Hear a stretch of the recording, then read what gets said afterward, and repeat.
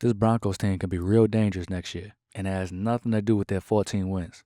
We're barely 2 weeks past the Super Bowl with no official team moves yet, but I'm looking at how this team profiles and, well, let me just show you what I see.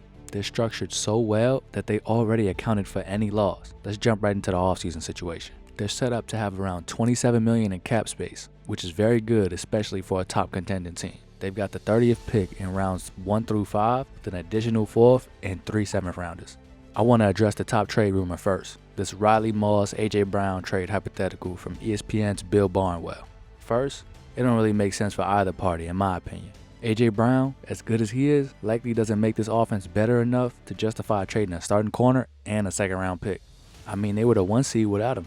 Is it worth stunting the growth of your other young wideouts to acquire a receiver who needs to be the focal point of your offense? And on the Eagles side, if I'm offered Riley Moss in a 2nd, I'm hanging up immediately.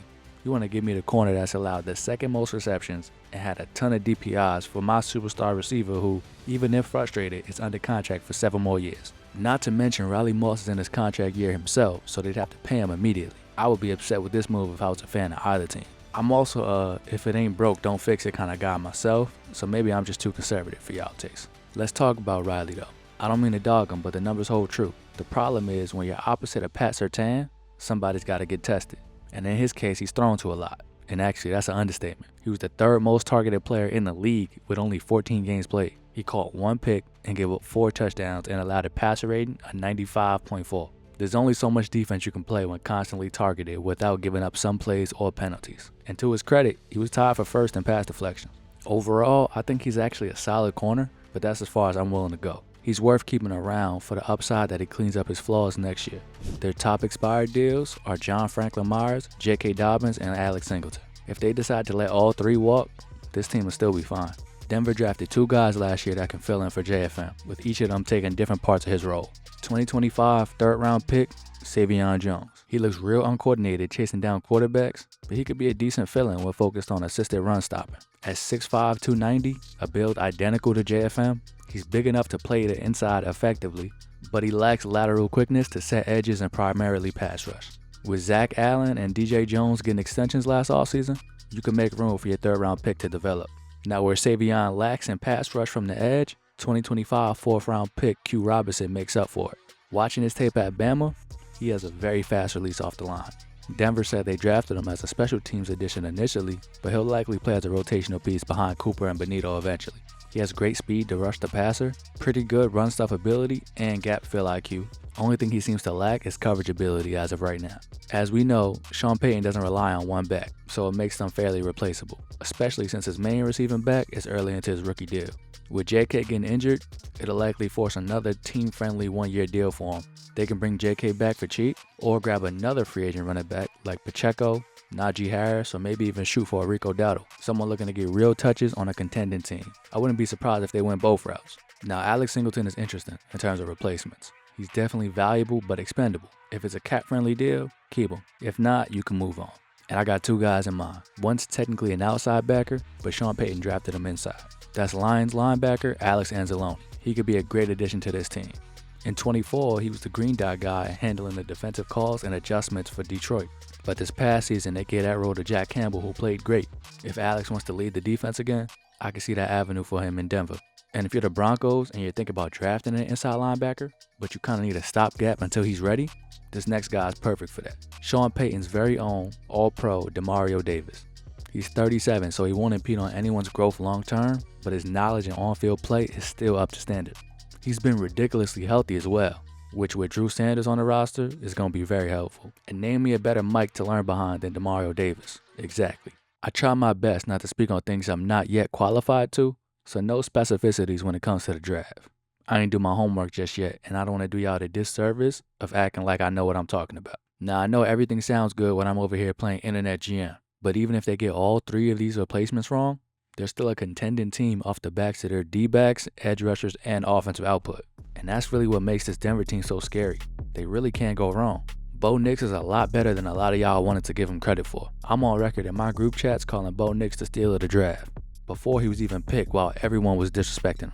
I mean, just look at his numbers coming out of Oregon. It was obvious he'd be a stud in the league. And even though he had 2 solid years in the NFL, I know this still ain't his ceiling. My biggest issue with Denver is that they threw the ball way too much last season. There's no reason Bo should be throwing the ball the most in the NFL, above Matt Stafford, Dak, and Jared Goff. That's an absurd ask for your second-year quarterback. He threw 100 more balls than Herbert, but their numbers were nearly identical. That's not something to be proud of. From a player comp perspective, I know everyone loves to say RJ Harvey's going to be the next Alvin Kamara. And stylistically, I can kind of see it, but from a workload output, let's go back a bit deeper into Sean Payton's scheme.